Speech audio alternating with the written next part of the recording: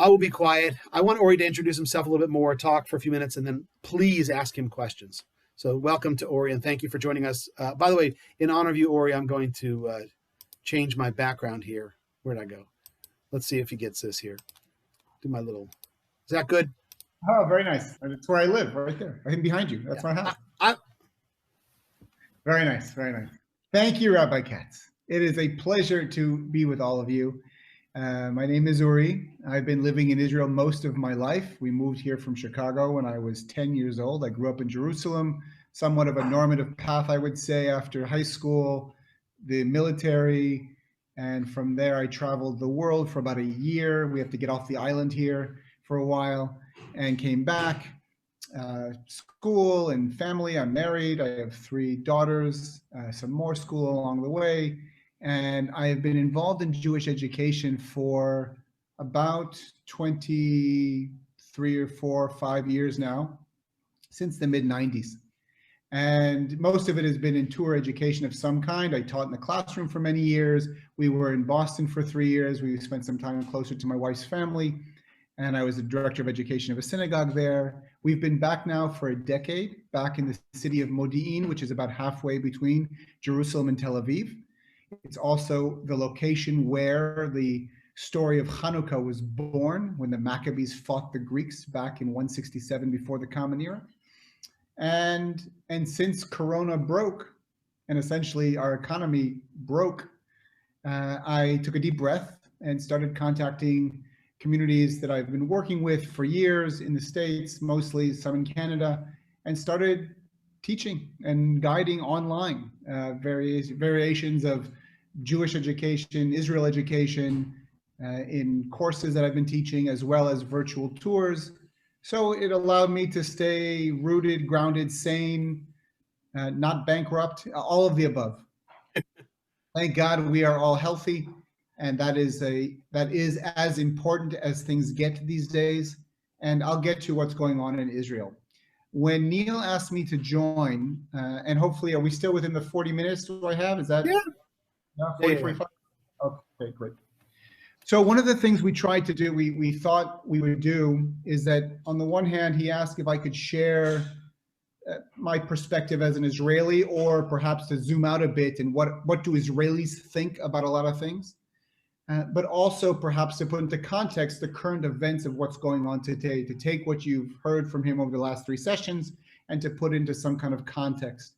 And in order to do that, I'm gonna mix and match. I'm gonna share a little bit of what's going on in my head, or perhaps Israeli's head.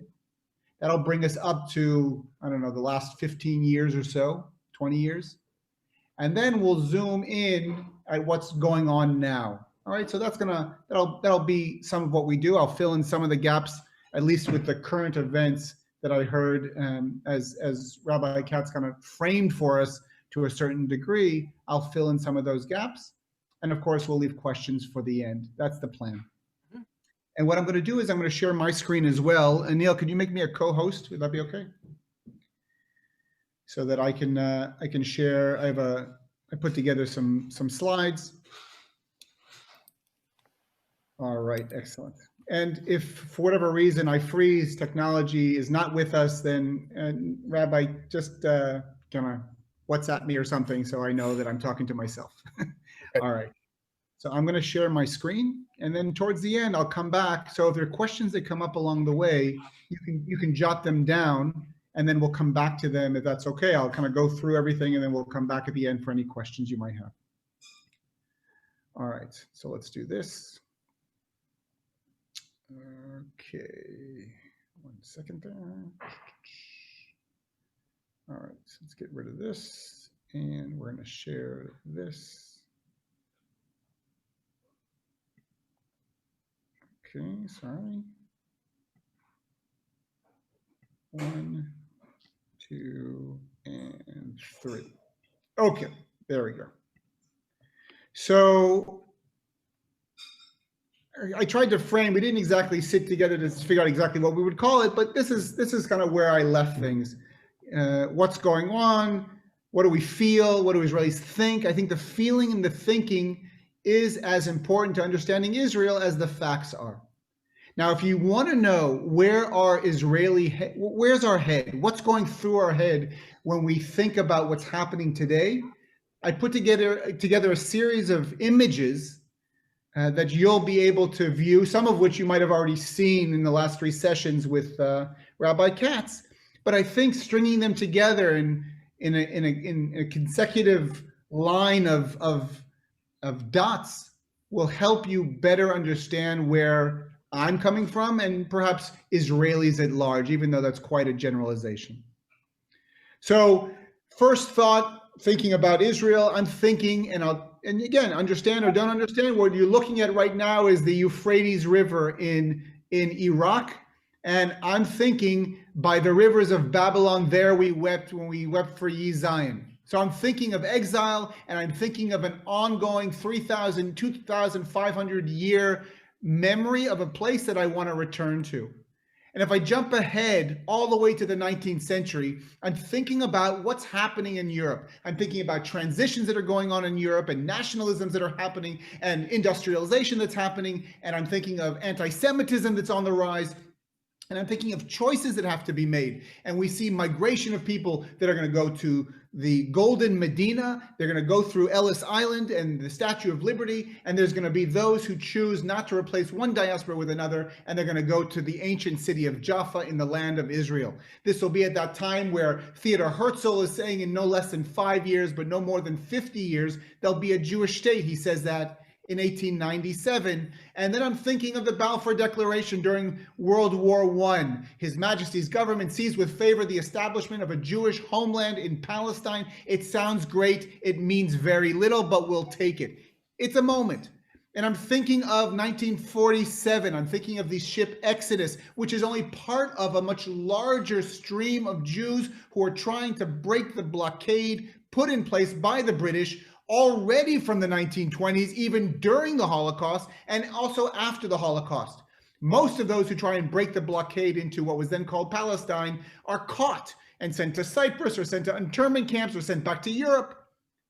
But I'm also thinking of the signing of the Declaration of Independence. And you see here next to David Ben-Gurion with the frizzy hair is Golda Meir, putting her name on a document that will identify the Mount Sinai-esque moment of the Jewish people. We were a different people before the events of May 14th, 1948, and a different people after.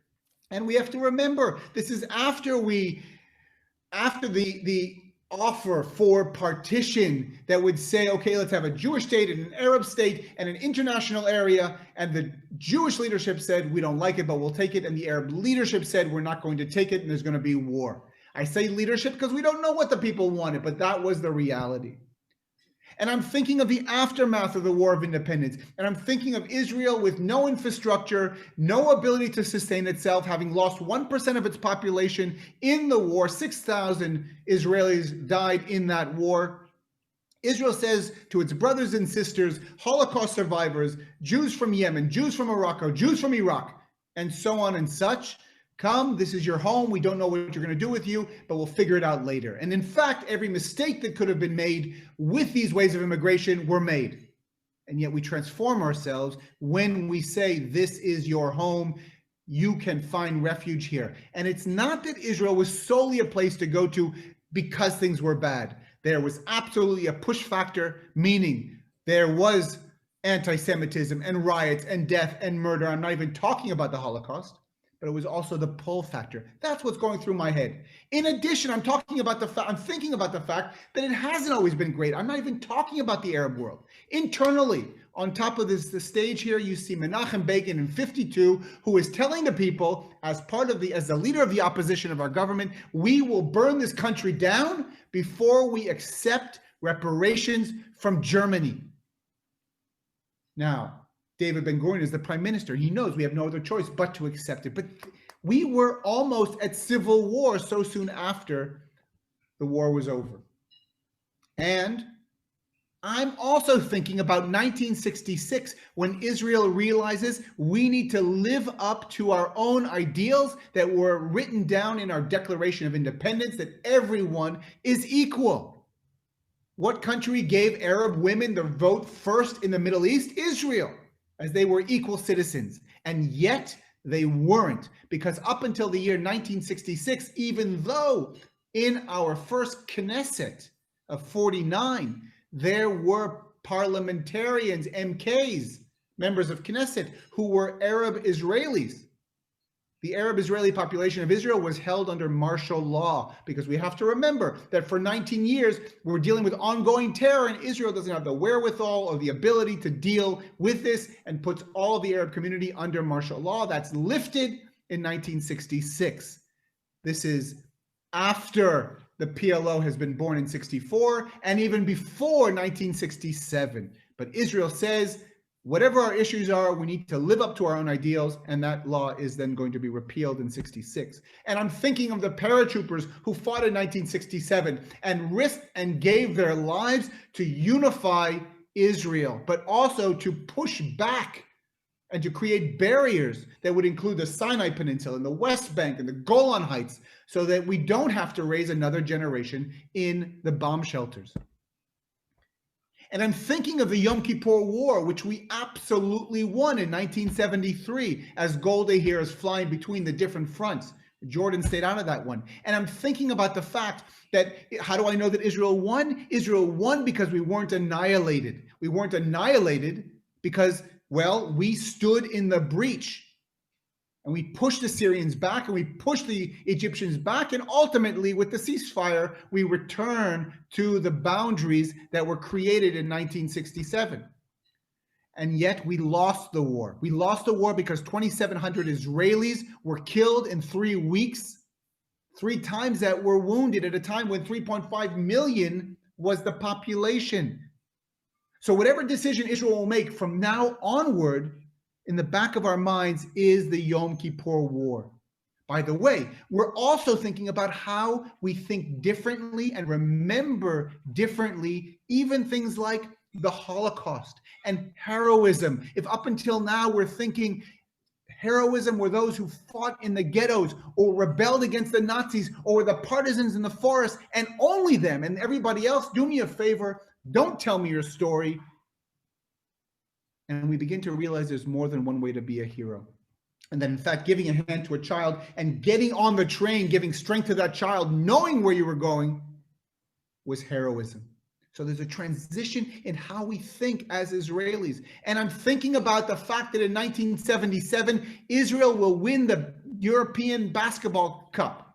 Maccabi Tel Aviv wins. Now, it seems like it's just a sporting event, and yet Tal Brody out of the University of Illinois, originally from Trenton, New Jersey, who plays basketball with my dad in high school, Neil's teacher back when he was in school, plays with Tal Brody, and Tal will come in the semifinals against the Soviet Union, who we beat. On our way to the finals, which we win, we'll say Israel's on the map, and we're staying on the map and not just in basketball. It's a moment. And I'm thinking about Anwar Sadat coming and shaking hands with the Hawk of Hawks, Menachem Begin, and the decision that you just heard about to return the Sinai Peninsula. Now, we might say that piece of real estate, and yet it was the buffer, there was defense against all of the threats that we had up until now. By the way, how did we know that the Arab world wanted to destroy us? What was that great intelligence that we had? They told us that they would destroy us. And we give that back after so many had died, and yet it's Menachem Begin, as you heard Rabbi say. And I'm thinking of 1984 and 1991, when Israel reaches beyond its borders to once again take care of its own. Israel is a country in which there is racism and discrimination. And yet, it is the only country in the world which went out and brought Africans not to be slaves, but to save them. And this was all of Israel's responsible for each other. And I'm thinking about the First Intifada, where we're shook to our core that all of a sudden what we thought was okay in post-67 with the Palestinians in the West Bank and in Gaza wasn't so okay.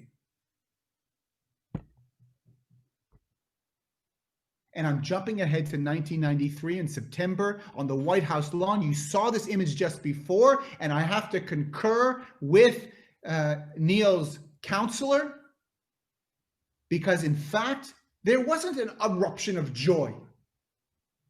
because we know that the Yasser Arafat, in fact, was proud of the fact that he had blood on his hands. And yet, here was Yitzhak Rabin, a bona fide hero of the state of Israel and the Jewish people, whose thumbprint was on the victory of 67, who is going to shake hands with him, and therefore, and I will come back to this, but please know that we weren't divided in Israel into two camps, one that wanted peace and one that didn't want peace. Everybody wanted peace. There were those who said, if Rabin could shake hands with him, who am I not to try and give it a chance? And there were those who said, how can we possibly trust Yasser Arafat? And it was at that moment that we begin to see, on the one hand, and I am not creating moral equivalency, please be aware of that, but we see within the Israeli context, there is violent rhetoric and demonstrations in the streets that will gradually get worse and worse all the way to November 4th, 1995. And within the Palestinian narrative, we begin to see, oh, are we okay? Yes. And we begin to see terrorism rise up through Hamas and other Palestinian terrorists blowing buses up and cafes and so on. We all have our stories of our near misses at best. And then this is a clear watershed moment for us Israelis. As powerful, if you will, as May 14th, 1948 was, because we were different people before the events of November 4th, 1995, and the headline that you see in the Hebrew newspaper Yediot Achronot is the Sunday morning after Yitzhak Rabin was assassinated, as you heard, by a Jewish assassin. And it was a moment in which many of us were ready to give back the keys and say, thank you very much. This is not the country we fought for, and not the country we're going to raise a family in. And then we kind of switched our head a little bit, took a deep breath, and said, wait a second, do I want that flag to mean something again? Had it been, by the way, a Palestinian terrorist who killed Rabin, you know what? We could have dealt with that. But we shot ourselves. Now, it's perhaps not ironic, but a coincidence perhaps that we're on November 22nd, which of course is the day that Kennedy was assassinated. And again, there may be those of you who remember that moment and where you were. That is a moment now, November 4th, which is etched into our psyche. Now, clearly, different context, different reality, different reasons. But the moment was a moment. And I'm thinking Second Intifada, because those 1990s, not to mention, by the way, since 1993, even though buses were going and blowing up, those steps towards peace were moving forward. Or so it seemed. Negotiation went on. Even after 95, that went on. Even with Bibi, Benjamin Netanyahu, the prime minister, in his first term between 96 and 99. And then Ehud Barak, the labor, as Israel swings back and forth on this pendulum. So all of this is going on. And then in 2000, Israel actually pulls its troops out of Lebanon, where we had been in southern Lebanon from 1982. First in all of Lebanon to push the terrorists out, the PLO out. And when we pushed them out, we got caught in a civil war in Lebanon and a void which is never existent in the Middle East. And for perhaps the officer, I don't remember your name, but who was in Sinai, you know that in fact, there's never a void, and that's what you're doing there in the first place. And we know that Hezbollah, now a Shiite terrorist organization, will fill that void as a pawn of Iran. And we'll come back to Iran in just a moment.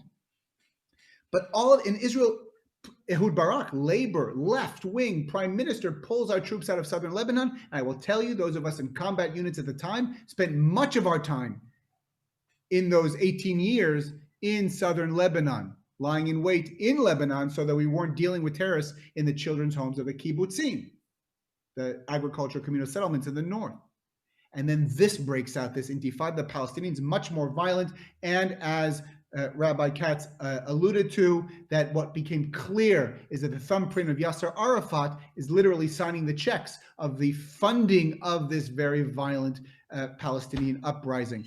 And as we move forward, we're going to begin to see by 2005, when Israel pulls those 7,500 Israelis out of the Gaza Strip unilaterally, amongst the 1.5 million at the time Palestinians, that you essentially are going to see both left wing and right wing in Israel who recognize they've been lied to. The left will wake up and realize that they were lied to, that in fact there's a partner for peace, and the right will wake up and realize that they were lied to and they were told they can control another people.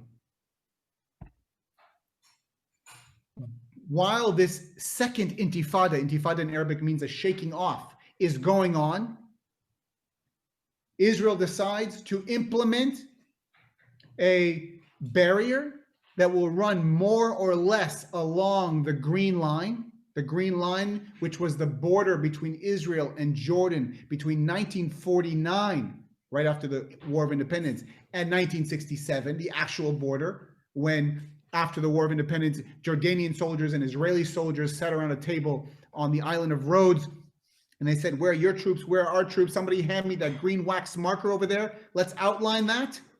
Now we have a green line. So the security barrier becomes that barrier that was supposed to slow terrorism down. And in fact, it does its job. Now, I won't get into now all of the other ramifications of the security barrier. In fact, there are those who call it the wall, the apartheid wall, the ghetto wall, when in fact 94, 96% of it is fence. And there could be reasons for it, why people say wall in order to connote a certain idea of what it might be, an actual ghetto wall, apartheid, etc. There are those who will argue that it's because of the security barrier that we have terrorism, and those who say it's because of it that we don't have, or we have less terrorism in Israel. It's a conversation perhaps for another day. But when I think of Israel, I'm thinking also of not just the, Rabbi, how did you put it, the watermarks of how we identify Israeli history through our wars, and rather look internally what's happening as well. Yes, we're dealing with external issues and trying to fight off everybody, but we're also dealing with our internal issues, and we have no oil here, thank you very much. While we discovered natural gas offshore, not too shabby, it is that lack of resource which has forced us to perhaps really focus inward on human resource. And there's a reason that we are called the Startup Nation. It's a really interesting book by Dan Senior and Saul Singer. And there's a reason why many of those software companies that you know and love or hate will have their software development here in Israel, either the only R&D that they have or their first R&D out of North America. There's a reason for that. And I'm thinking also, again, nothing to do with our enemies outside, but I'm thinking about the vibrant democracy that we have here. And the images that you see on the screen, which are all demonstrations which took place in the last year, the ones immediately in front of you from before Corona, whether it's against racism within the Israelis of Ethiopian descent community, or if it's within the Druze community, demanding to be treated as the equals that they are, or if it's violence against women, all of this, on the one hand, we might say, look how terrible Israel is. Well, you know what? Anybody who says that needs to take Israel off of its pedestal, because the moment you have Israel on a pedestal, it's not a real country. There's a reason Moses didn't go into the land. Whatever you believe the Torah to be, from God at Mount Sinai or written by human beings, it's a narrative we tell ourselves to teach us how to live correctly. And we need to understand that everybody is fallible because they're real. The Talmud teaches us we should be more like ourselves, not like some famous rabbi. And therefore, we should see Israel for what it is so that we can truly embrace it. And I'm also going to go ahead and say, when I think about what Israel is to me, that if I'm going to be critical of Israel, and by the way, anyone and everyone can be critical of Israel. I have no problem with that. Just get in line behind Israelis because we do it better than anyone else. But if we're going to do that, then we better be ready to point a finger and to say, Kol hakavod, way to go, Israel, because truly there's a lot to be proud of. In this particular case, we have Israel oftentimes being the first on the ground when international horror happens, when there's disasters happening. And that doesn't happen with every country. And I'm thinking of diversity. Yes, we have challenges here with discrimination and racism and all those things that are true, but we are not monolithic. And we have traditional ultra-Orthodox Jews, and we have secular Jews, and sadly, too much Speedos but that's a different story. And we also have gay pride in Tel Aviv, and we have progressive Jews, Reform Jews.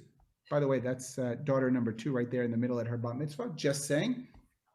And we have Israeli Arabs, who, by the way, are not going to be calling themselves Israeli Arabs anymore, but rather Palestinian Israelis or Palestinians with Israeli passports. If you thought it was confusing enough, Palestinians on one side of the green line, Israelis on the other, end of story, not so much. But within Israeli society, we also have Palestinians who are Israeli citizens and who serve in our Knesset, in our parliament, and who are judges in our court system. And we have soldiers, men and women who are doing what they need to do because they have to do it, because they have to serve. By the way, that's daughter number 1, who is now in her military service. Just saying. And we are dealing also with threat. Now, between you and me, the threat from Hezbollah in the north of Israel, in Lebanon, is not, N-O-T, an existential threat. However, as you can see from this image, the threat is real. And in fact, there's 150,000 rockets embedded in southern Lebanon under homes and hospitals and schools. And we know where they are. Question is, well, why don't we preemptively attack those sites? Because they're under hospitals and homes and schools. Question is, what is the tipping point? So Israel knows the threat is there. And in fact, we're going to have to zoom out in order to understand the real threat, which in fact is potentially existential. And we'll get there in just a moment. If you look at this map and you look over here and we see Iran, and I will not, because I don't have the time, get into all of the issues with Iran and what they are doing, but with Syria in the last 9 years and the world war that's going on over there, Israel is on the ready to ensure that Hezbollah doesn't get too close to the border in Lebanon or in Syria, which they have tried, because they are the pawns of Iran. And Iran, in fact, is sending its own soldiers near the border with Israel, and Israel won't allow that. Clearly much more to say about that, but we won't get into that right now, other than to say that more than 500,000 people in Syria have been killed because of this war, which is being handled by Iran. It is truly a human disaster on the largest measure. And we're dealing with what's coming out of Gaza. Also, Hamas. Iran has been able to unify the Arab world, Sunni and Shiite coming together because they all hate Israel. That is a miracle as far as Muslims are concerned, because in fact, more Muslims have been killed by other Muslims because of the Shiite-Sunni divide. And yet Hamas, who are Sunnis, are being controlled by Iran, who are Shiites. And, well, we've had rockets coming over from Gaza indiscriminately, well, through last night when one was fired towards Ashkelon. Fortunately, in the aftermath of that war that Neil mentioned, 2006 Lebanon War, Israel, within 4 years from putting pencil to paper, the first engineers, was the first deployment of the Iron Dome interceptor. COVID-19 hits Israel. We heard already, our economy comes to a stop on the same day, March 15th, it all shuts down. Israel very soon will go into a closure, and Israel comes out of the closure on top of the world. It is a 6-day war all over again. We have done it. We was early closure of our borders. We took care of the elderly and made sure they stayed in their homes. We followed the rules. We did what we were supposed to do.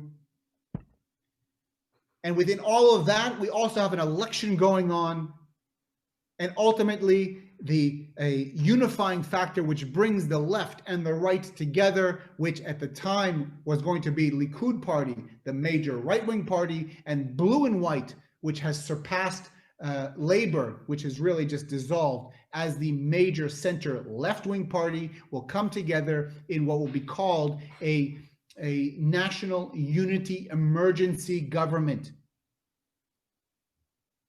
And yet, and you can just see the numbers, I won't get into all of that right now, but these are the results of the third election, as you heard.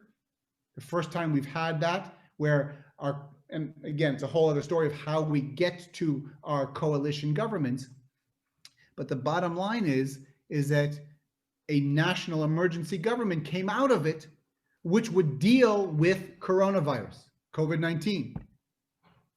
And yet, protests begin in the streets. Now, I want you to look at these two images. And I don't know how much Hebrew you have, but if I were to ask you who's on the left and who's on the right, you wouldn't really know. And I'm not talking about the coloring of the signs, because the image on the left is speaking out against the government headed by Benjamin Netanyahu. They are anti-Likud. They feel that democracy is being ridiculed, and they feel that that the Prime Minister of Israel, who, by the way, I'll put in parentheses, has 3 indictments, and he's within the trial right now for corruption and breach of trust.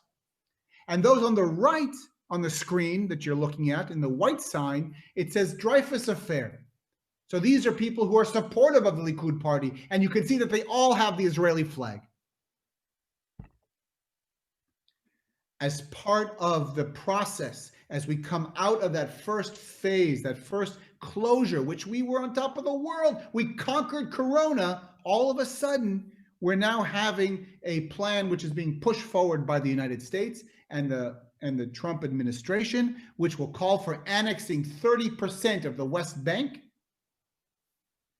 which would leave 70% for the Palestinians if and when there would be a Palestinian state. Now, within the West Bank, there are 132, and you can see, I put some of the information on the screen. There's 132 Israeli settlements. There's 450,000 Israeli citizens who live in the West Bank in those settlements, amongst about 2.5 million Palestinians. The area is divided into areas A, B, and C. The mishmash of a map that Rabbi Katz mentioned is what you see here. Different pockets that would be annexed, there would be bypass roads, etc. All of this is a bit of a waste of time to spend time on, because it did not come to fruition. Pressure from within the left wing of the government essentially didn't allow it to go through, and it didn't happen. So I'm not going to spend time on it, but truthfully, it doesn't look that different than the Oslo maps of the 90s.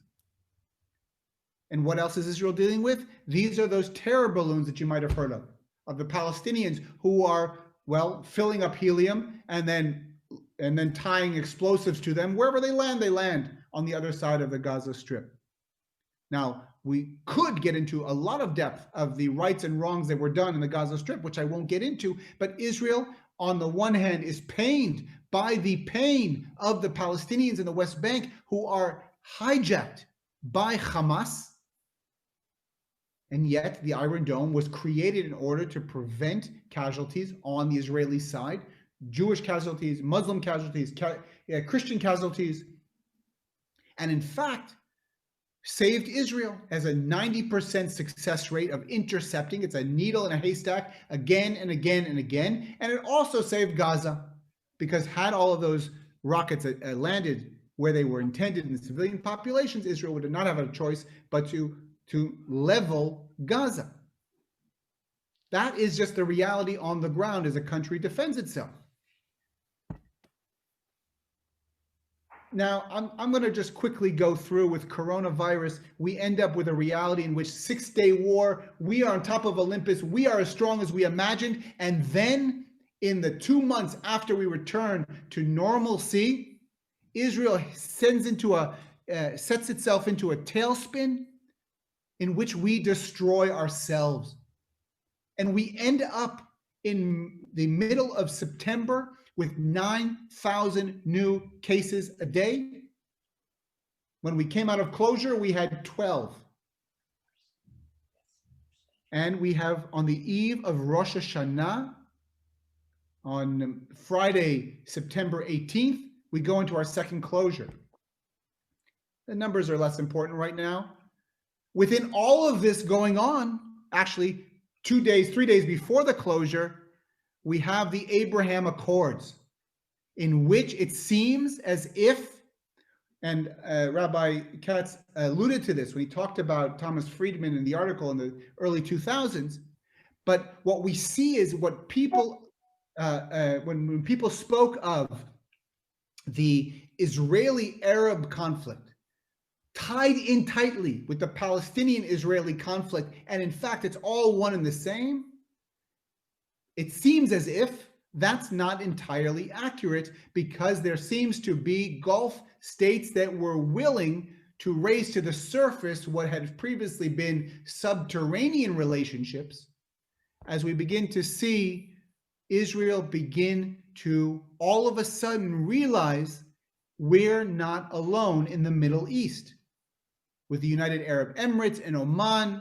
and Bahrain, with now voices which are speaking about, we know that Netanyahu met with the president of Sudan, the same Sudan out of which came the 3 no's that we heard about in the aftermath of the 6-day war. By the way, the United Arab Emirate flag you see there is in the heart of Tel Aviv on it's Tel Aviv's City Hall. Again, here are the maps again, but I essentially mentioned all of this. You can see the countries that Israel now is starting to have warmer relationships with. You can see the maps in which Israel has peace with. And it seems as if, as Abba Ibn, the mythical statesman of Israel from all the way through the 70s, said, the Palestinians never miss an opportunity to miss an opportunity. And they're being left behind. That is the sense. That's why Rabbi Katz mentioned that they're going to come back and say, wait a second, what are we, chopped liver? And I think we're starting to see more of a reality in Israel in which more people are resigned to looking for quiet rather than peace and quiet. Because I'll take the quiet now. And I'll come back to that notion in just a moment. The elections in the United States. This, by the way, is a few years old, but we do know that there is in fact a warm relationship personally between Biden and Benjamin Netanyahu. How that will play out with the incoming administration vis-a-vis Israel. How will it play out vis-a-vis what Israel's relationship was with the United States the last 4 years? Was the relationship with Israel the last 4 years, with the United States, good for Israel or bad for Israel? Will the Democratic administration be good for Israel, bad for Israel? These are all questions clearly that we're all dealing with. And I'm happy to take questions about that in just a moment. Hopefully we have a little bit more time. On your screen right now are other things that are happening within Israel. Israel's culture is off the shelves. Is that a saying? I don't know. Did I just make that up? It's good. and what we see here are just 4 examples of Israeli actors and series that are partnering with larger international conglomerates within the television world that are transforming how Israel sees itself and how the world sees Israel, that we in fact are layered and complex, whether it's Fauda or Shtisel. I mean, these are all, they're being brought up left and right from international, HBO or Apple or whoever it may be. By the way, Sacha Baron Cohen does an excellent job as Eli Cohen in The Spy. Surprise, surprise, really amazing, but that's a different story. And as of just a few days ago, 2 Israelis were chosen in the NBA draft. One, by the way, in the top 10. Deni Avdia, 19 years old, was chosen by the Wizards, by the Washington Wizards. So, and we have another guy who was chosen in number 47. He may not play the first year. I think he's going to be back in Europe. But Yam Madar, who will play for the Celtics. Unheard of. This too is going on in Israel. Who knew Jews could hoop? I want to leave you. Actually, you know what? I'm gonna stop now because I want to. You know what? I'm gonna play this song because I think not the whole song, just enough that you can read the words of this song. This is a song from 1994, and it was written to be sung by an Israeli entertainment troupe. These, and the song says, the winter of 73, these are the children who were born in the aftermath of the Yom Kippur War. And as you read the lyrics on the screen right now, and I'll play just a few songs just to get a sense of the melody, it's a song which I think, even though it was written 20 years after the Yom Kippur War, and already 25 years ago or more, I think it still speaks to the core of who Israelis are. It doesn't, however, represent solely who we are. And in fact, I will tell you that as we speak right now, whether we vote on the farthest left in Israel or the farthest right in Israel, all of us have sons and daughters and nieces and nephews on our front lines right now in harm's way. Because we all have skin in the game. And everything I just told you, all that history, all that information, all those imagery, in absolutely no way should you then walk away saying, well, I know who Uri voted for. Because all of it is part of who we are. And this song, till today, I think represents very much the fact, well, I'm going to play a little bit, just a little bit, because I know I'm running out of time here, but just a few sounds.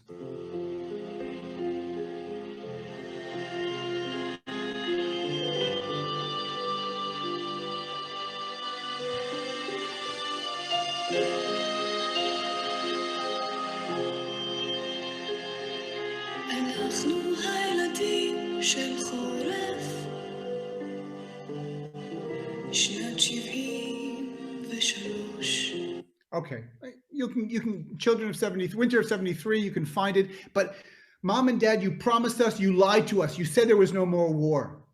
But we get it. You tried. You did your best. You should know this. We don't want to be here. We don't want to be a soldier. I want to go do other things. I want to know what love is and make babies.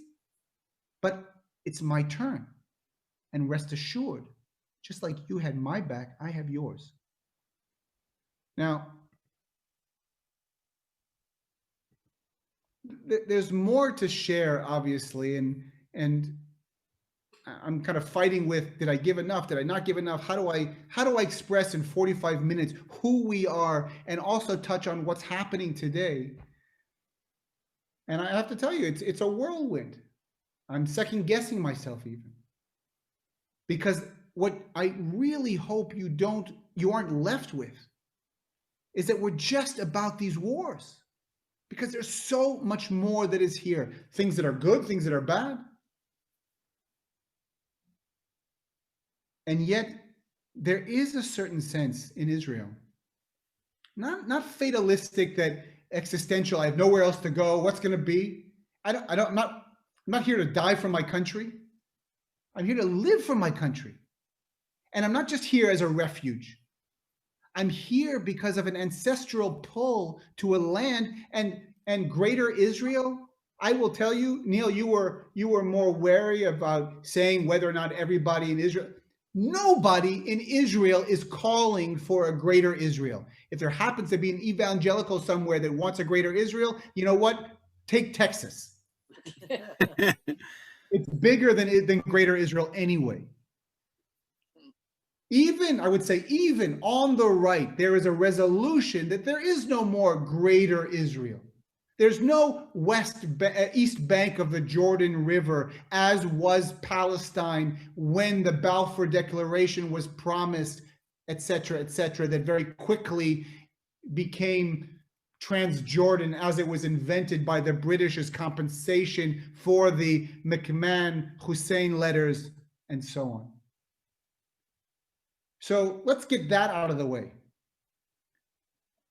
But anyway, I've spoken enough, and well, I want to say thank you to Uri, and I'm going to share one thing. I hope this is like 30 seconds. Then I know we're over time, but I still want you all to ask questions. But to his point that he just said, I'm going to share with you something real quick. If you look at this picture, there's a place in Israel. If you go there, everybody goes. It's called the Has Promenade, and it's an overlook. It's quite often the first place you go when you're in Israel to kind of get a sense of Jerusalem and so forth. So a number of years ago, I went to Israel with Reverend Stuart Baskin from here in Tyler, and I was just with Uri and Stuart this past March. And Stuart and I stayed after. It was a rabbi minister trip to kind of get a feel for what our trips would be like. And this is back maybe 8-9 years ago. Stuart and I stayed a couple extra days. We rented a car, and I showed him a few other places that weren't there. And our flight was in a few hours out of the Tel Aviv airport. So as we were leaving Jerusalem, I stopped at this promenade, the place that we had started with, and I stand there with Stuart, and it just was March. And so there was a storm cloud rolling over. If you can imagine, like a black cloud. The evening was coming, this black cloud.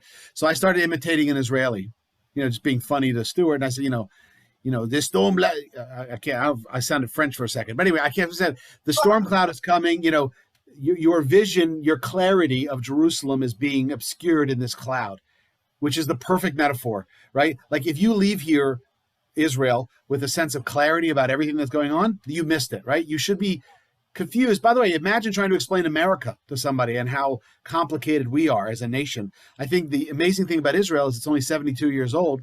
And so, imagine America in, the early 1800s still dealing with some of these, young nation issues that Israel is dealing with to this day, but doing it, on the internet.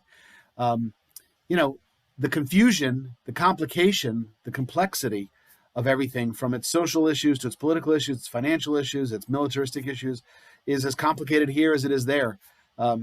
So I hope, I love, and by the way, Uri does this thing, I'm going to stop share here. Uri does this thing where he meets with groups and he does a really awesome kind of closure comment on usually on the last day. I don't want to give it away in case we go there at some point in the future, but, which is basically, try and understand the totality of modern Israeli history. You can't do it without understanding the biblical connection to Israel.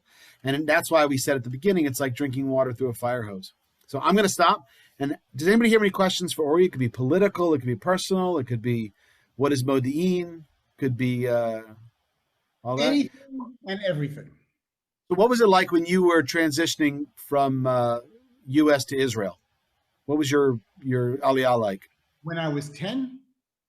Yeah, because somebody asked in the chat. So when I came, actually, you know what? I recently found a picture of myself on August 12th, 1981, when I arrived. My parents wanted to give us that powerful experience. So we left Chicago, went through Europe for 3 weeks, schlepping about 18 suitcases. And we took a ferry from Greece to Israel. And we saw Israel for the first time from the ferry. It was very powerful for sure. What was my transition? It was hard. It was a hard transition for a 10-year-old. And Israel was the Middle East back then. I mean, it really was the Middle East with very little that would entertain a 10-year-old American for sure. With time, it becomes home. There's no question, to the point where when I finished high school, actually before, because you have to already think about it in 11th grade, it was clear to me that what I was going to choose to do would be the best that I was able to do for the country. And I ended up in the Paratroopers, and I ended up with 3 years of service, but then 20 years of reserve duty. So on the one hand, you could say, well, that's great, good for you, thank you for your service, so on. On the other hand, there's also a bit of, not egocentric, what's the word? when whatever. I'm losing my English right now. I should be speaking with my Israeli accent right now, but it's also for me internally, because I think there's a real sense here in Israel that yes, we give to our country. And by the way, not everyone serves, and there's issues with that as well, even though it's mandatory conscription, but there's challenge, a different conversation. But by absolutely, and I am absolutely proud of what I did, and for a very long time, and yet I'm absolutely comfortable arguing with my country. And that in absolutely no way takes an iota away from what I feel about this country. And there's a reason why we went to the States for 3 years to be with my wife's family. I'm an American citizen. She's American. We could have stayed. The job was there. They asked us to stay, and we came back. And in fact, after I promised myself I would never do to my kids what my parents did to me when they schlepped me to Israel, I did it twice to my kids, once to the States and then back again. Now, hopefully they won't be too screwed up, but I'm going to screw them up anyway. It might as well be for that they create relationships with family and with friends in a way that they couldn't possibly do otherwise, not to mention learn a thing or two about their own resiliency. But we came back because this is where we wanted to raise our family. And if I was so fatalistic that I thought there was no hope because of cloud coming over the horizon or whatever it might be, then I would be insane.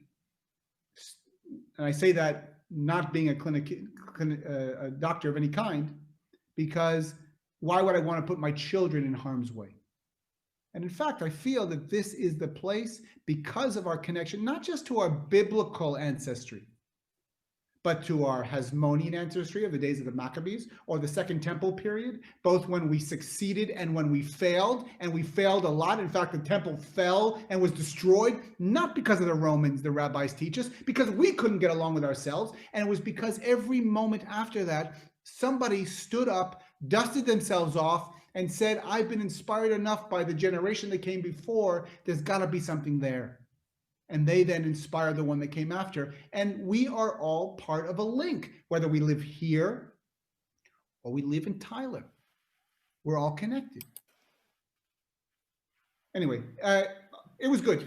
So, and then the other part of the question was, and we could talk about it offline, but there's this organization called Nefesh B'Nefesh, which is basically the organization that helps people who are interested in moving to Israel learn about that process transition. In fact, Cheryl on the call here has been in touch with them. Are there any other questions for Uri? I know we went over time here, but why not? If I could have stayed in Israel for another week and learned, I would have. Anybody have any other questions? I was expecting a Trump question or a rain question, or how'd you get your skin to say so beautiful question, Uri? By the way, I celebrated Purim with him. I told the story where because it was a group of all Christians, so like it was just the only two Jews were me and Uri, but it was very funny. So we were up in the north and we opened up a bottle of liquor, and I'm not a drinker, but I had something. What it was, scotch or something, I don't know. And we just sat around and kind of told funny stories, kind of a little Purim-ish moment up there with him. And we dressed up. I think we wore wigs at the Banya. Oh yeah. At the Philippi, Caesarea Philippi. Philippi, right. Philippi, right, yeah. So maybe, and again, I'm happy if there are any questions that come out of this as all of that information settles, or if there are things I didn't discuss that you're more interested in, whether, again, any topic, no one's going to offend me. It takes a lot, really. It does take a lot. But I want to leave you maybe with some last words that aren't my own, and maybe something to think about.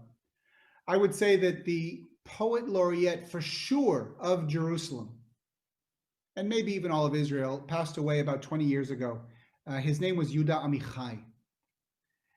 Very prolific writer, over 1,000 poems. Really just a key figure within the annals of the literary history of the state of Israel. And he writes a poem. This poem is called The Place Where We Are Right. This is the poem. Take it for what it's worth, and take it also for the fact that while not all Israelis think this, I think there are many who do, in the same way that not all Americans think the same way. From the place where we are right, flowers will never grow in the spring. The place where we are right is hard and trampled like a yard.